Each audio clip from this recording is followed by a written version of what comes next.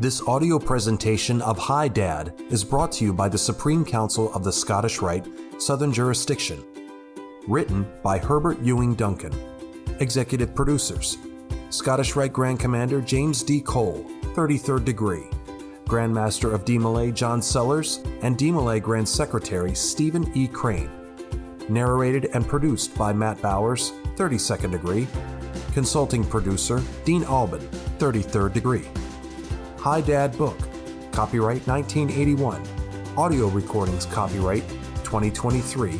All rights reserved.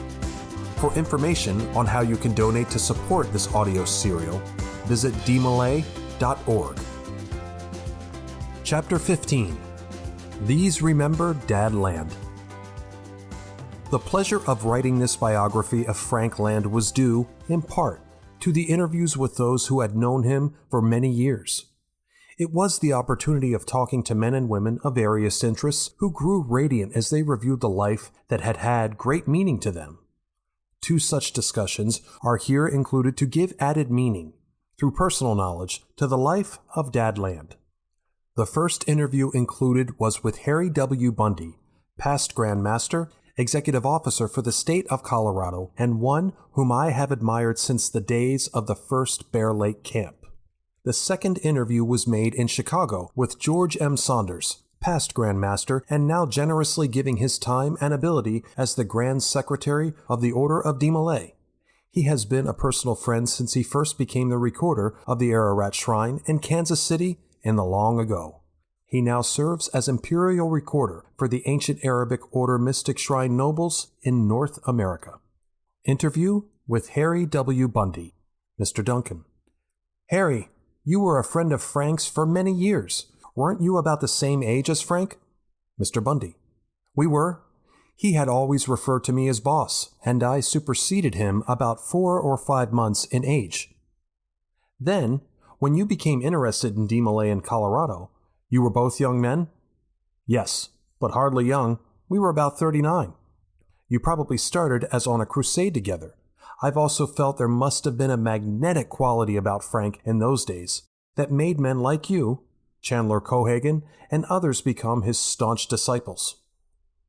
I believe the great magnetism he had was his sincerity of purpose, and there was his lack of fear of the so-called rank and their influence in things.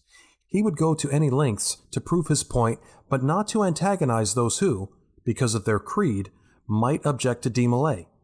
He had no objections, for instance, to the Roman Catholic boy coming in, provided he first received the consent of his parents, then of his parish priest. He rather had a knack of knowing just when to take immediate action or let time take care of a situation. That is true. He never evaded an issue, but seemed to have a force that allowed him to look into the future and see the outcome of a temporary fury as related to the greater depths of the Order of DeMolay and its objectives. Frank's prime concern was with the boys, wasn't it? Working with them to make them better and challenge them with ideals? Yes, it was ideals that he impressed on any DeMolay. In his thinking, DeMolay was not a reformatory activity for boys who might be in need of training. It was not a training school for bad boys to get them back on the path of high ideals, but a rather selective membership among the boys who were of high ideals or high potential as leaders of their community. It was in no sense ever allowed to be a reformatory.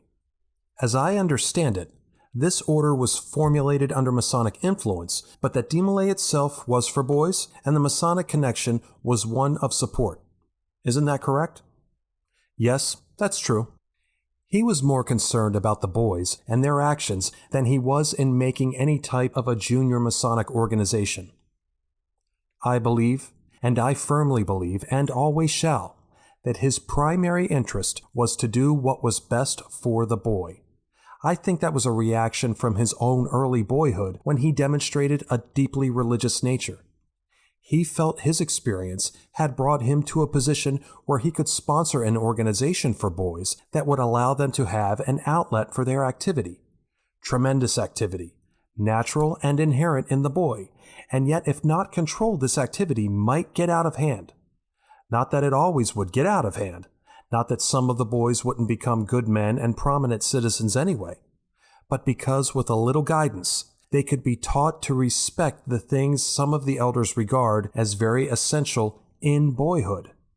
He always expressed the idea that a boy was not to follow the outmoded admonition of his elders, that a boy must sow his wild oats. He challenged that and found it unnecessary. He didn't like the idea that a boy must let loose of his mother's apron strings, which we had always considered as a test of a boy's approaching manhood, to see if he was free from his mother. Instead, he taught them respect for motherhood. His first action in connection with Frank Marshall was to insist upon public prayer, and still is practiced in one of the ruling features of DeMolay in the 9 o'clock interpolation of the order. This has not been changed during all the years of the use of the ritual. It is always a thrill to me that a boy, regardless of his position, when he is meeting under the auspices of DeMolay, whether it be a dance, a basketball tournament, a chapter ritualistic presentation, or any other activity, will stop for this ceremony, go to his knees in public, and acknowledge his belief in some type of religious activity. We do have impressive ceremonies for the public to witness. I think the ceremony you mention is one of the most meaningful services that the boys themselves experience. In my contact with Frank, I was always aware of a deep, deep reverence. I had the feeling that every morning he devoted time for private meditation and prayer. Isn't that so? That is true. It was observed by everyone. It wasn't obtrusive or spectacular in any sense. It was a recognized privilege he had. In offering his own prayers, he became closer to his Creator as he asked for assistance in doing the many things he believed were best for humanity, which was his attention to the young men and the possibility of training them.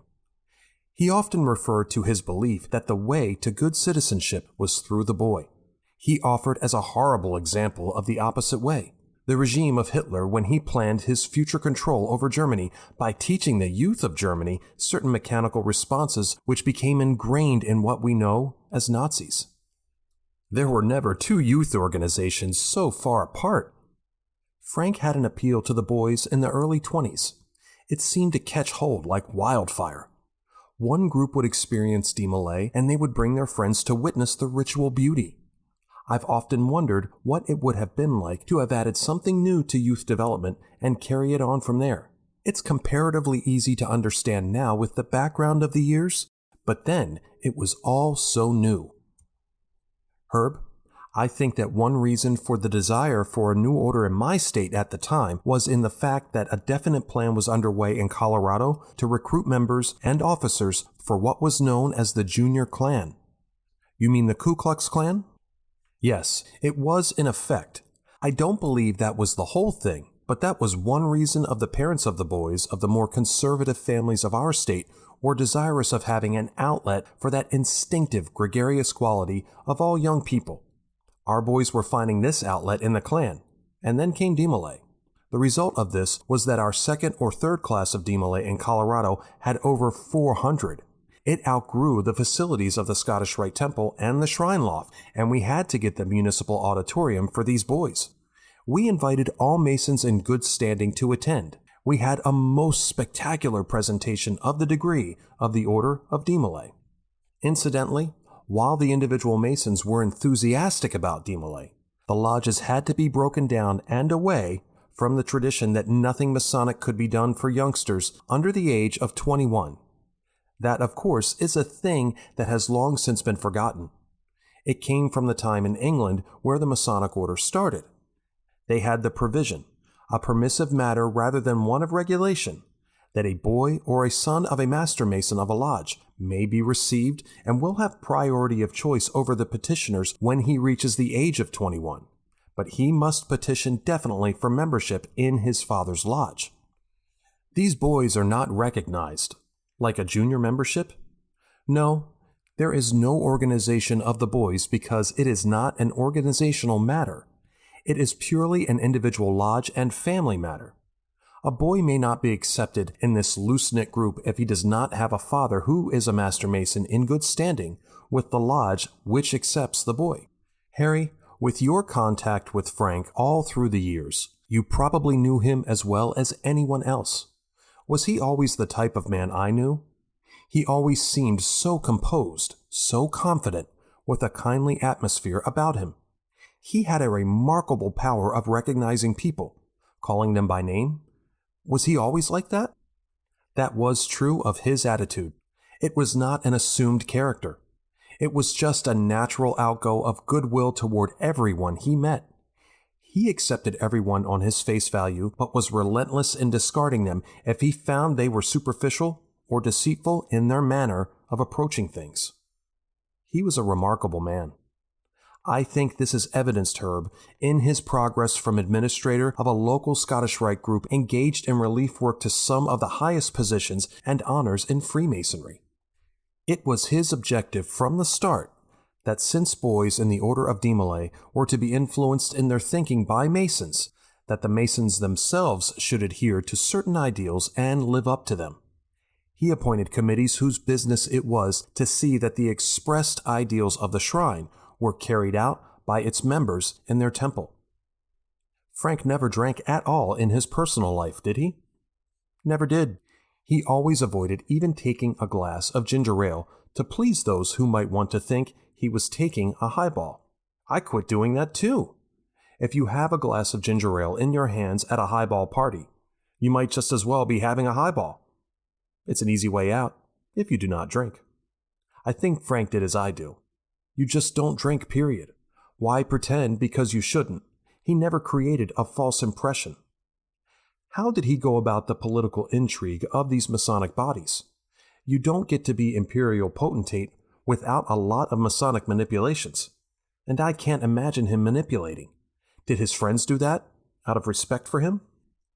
I believe that Frank had political activities such as himself, but most of all, his friends recognized his high ideals and responded to the voice of conscience individually in thinking that he would be a good man to head any organization and put in effect the high ideals that they, themselves, possessed.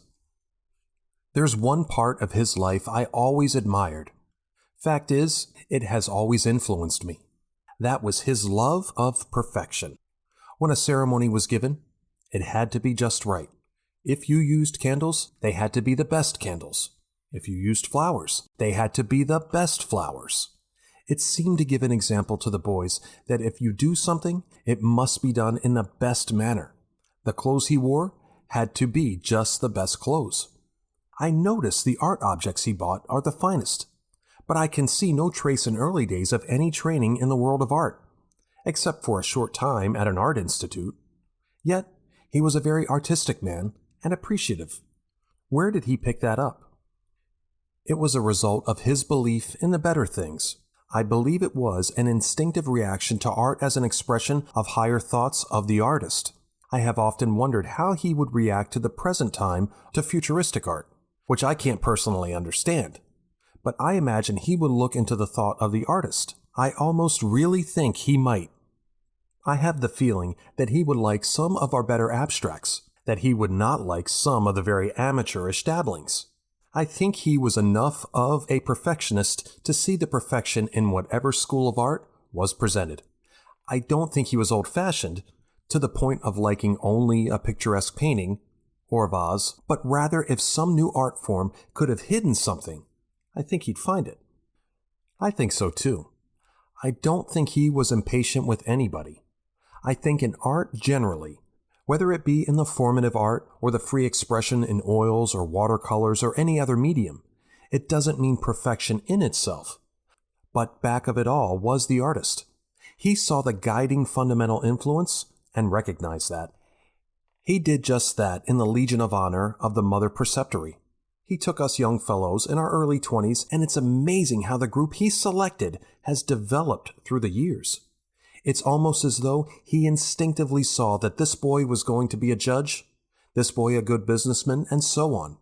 He realized the potential of people, or so it always seemed to me. I didn't know Frank Marshall, who was the writer and the assembler of the ritual, but my understanding is that Land gave Marshall the idea of what he wanted and how he wanted it. Marshall, being a wonderful ritualistic as well as a fine journalistic writer, put it together in such a way that we are using today with the change of 1 or 2 words, the same ritual as in 1919. Marshall must have completed his writing in a matter of days, or months at least. The next thing you knew, we had a ritual. In fact, within a very short time, they were carrying it to Omaha, Kansas City, Kansas, and Colorado. Yes, that is true. It was recognized and accepted almost immediately whenever it was presented.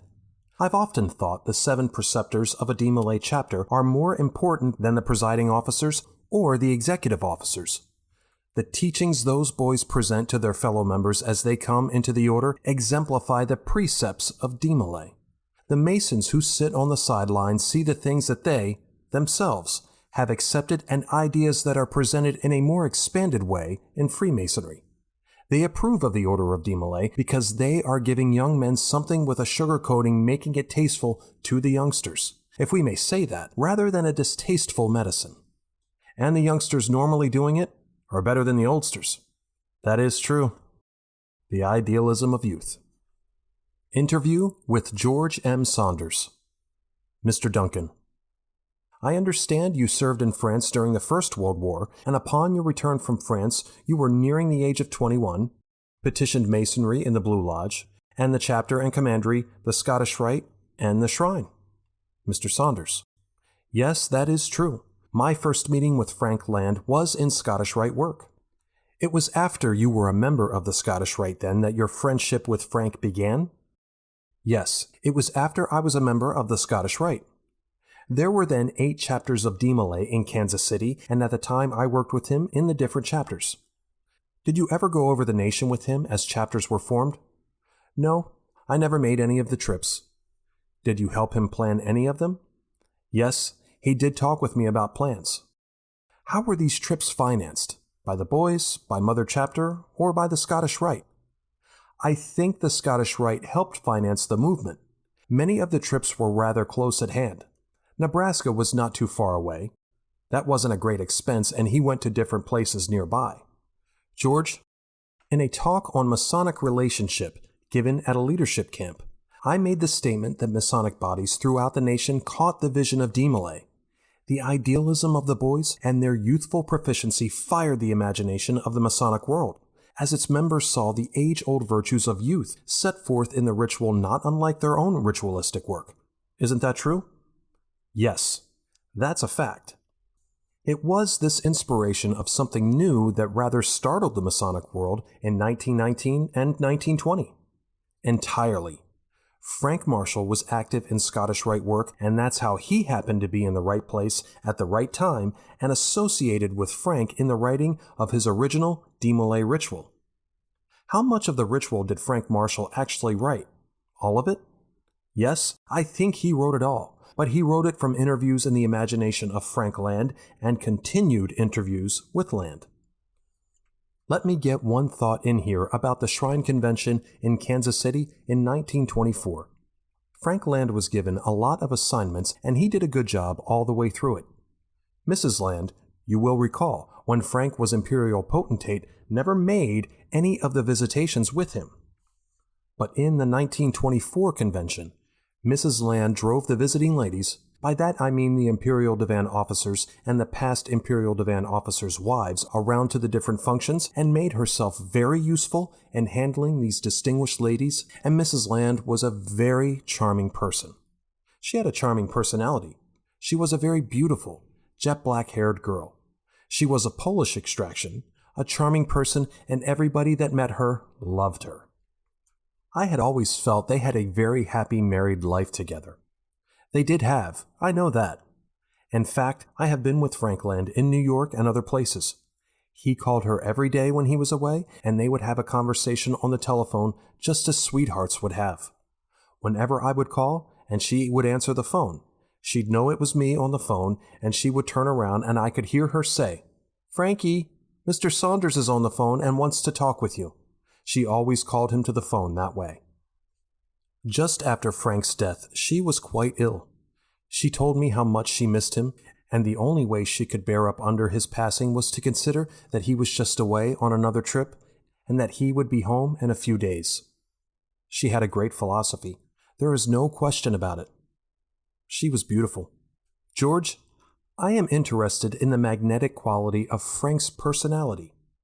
Now, in 1919, when the order was started, you were just a little younger than Frank. As you look back on that, what was there about Frank Land that made it possible for him to take a group of 16 and 18-year-old young men and build them into an order that spread around the world? What quality was there?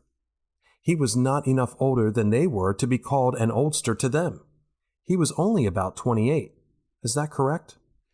Yes, I think it was his personality and his desire to do something for youth that was in back of it all. I think the need became apparent when he assembled the boys together.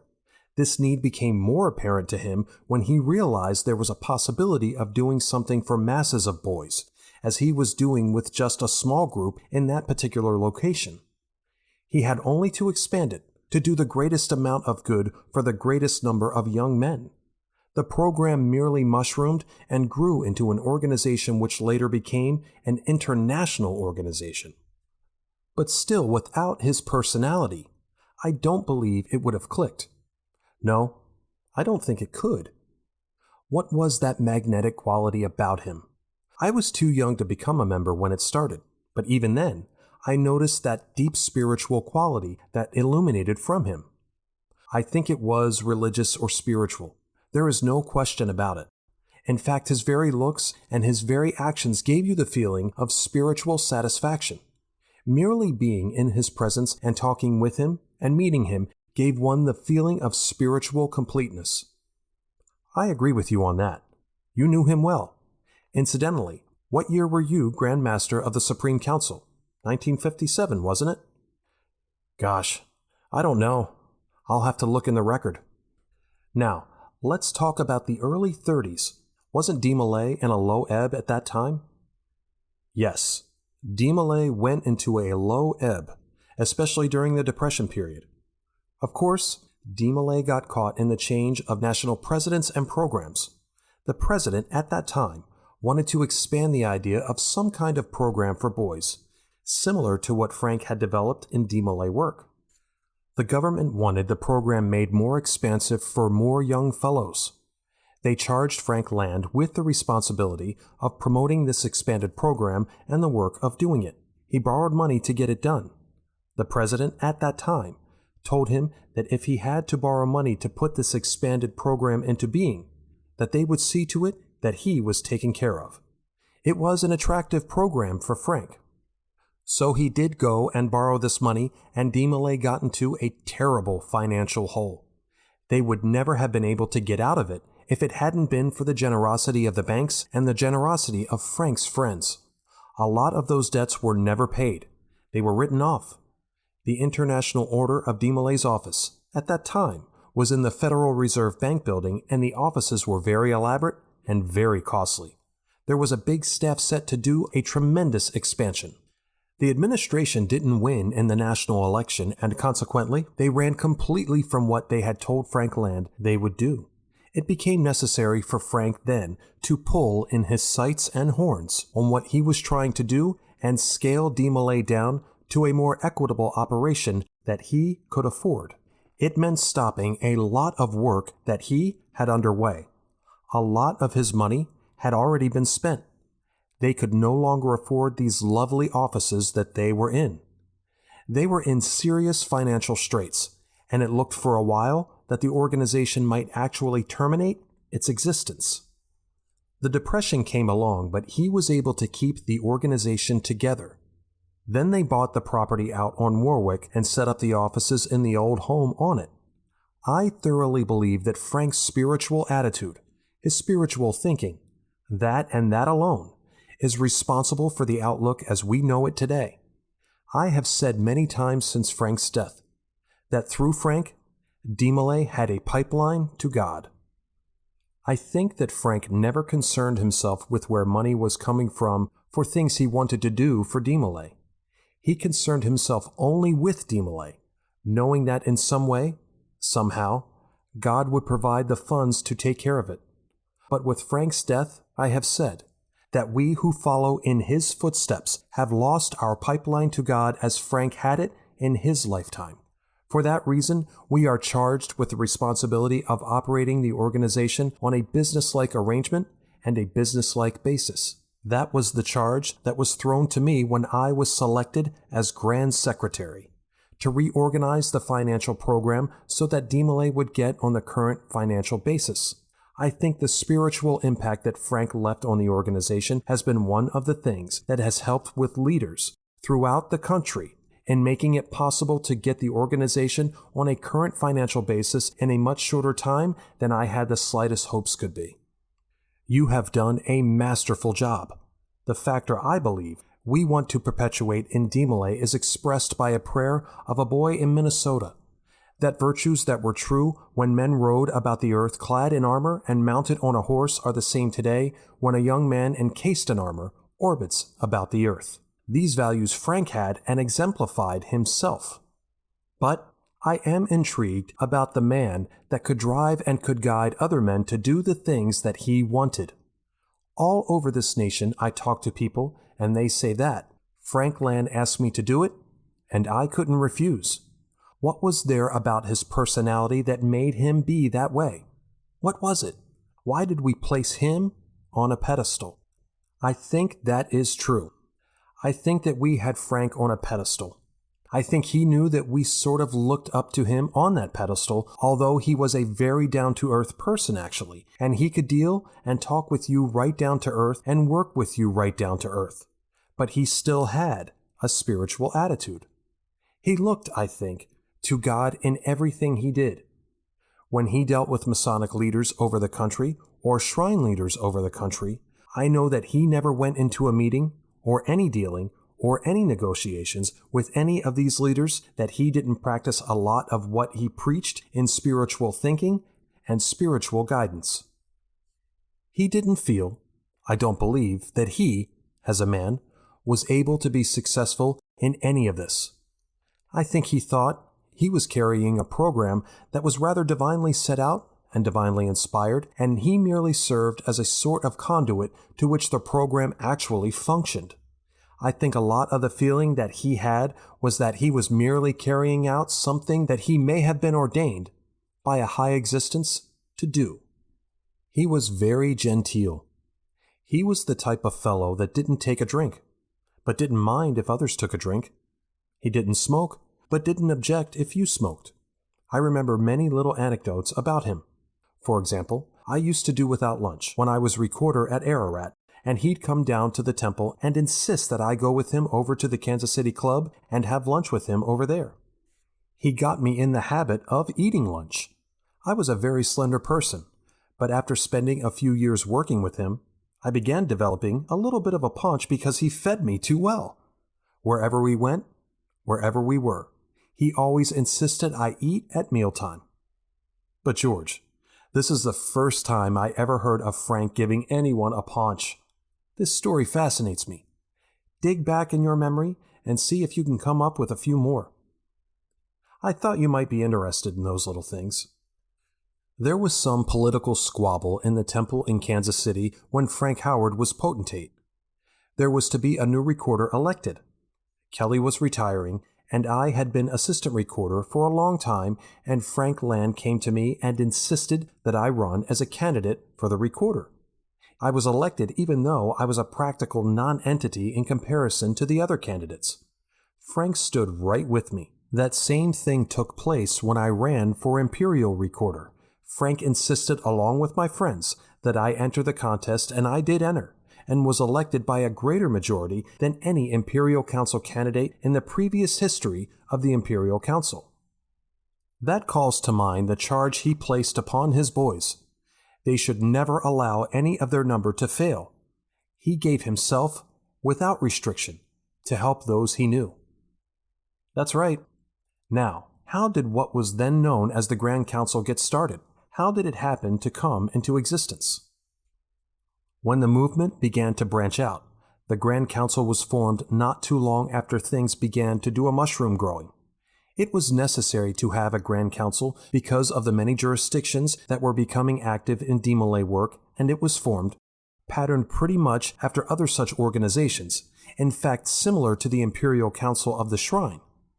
DeMolay activity in many states needed an overall organization to direct and control the activity of the organization.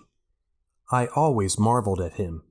Frank seemed to have the ability to make anything he touched seem like it was just a little superior. It was the best flowers, the tallest candles, the purity of every ingredient. There was a richness about him that even as a boy, I looked up to him. For here was someone who would make you appreciate not only life, but the finest things of art, literature, drama, and all the rest of it. That's true. There was never anything cheap or second-rate. He never thought that way. There was nothing too good for DeMolay. It rode first class throughout his life because of that. Frank's thinking was everything was first class. It had to be that way.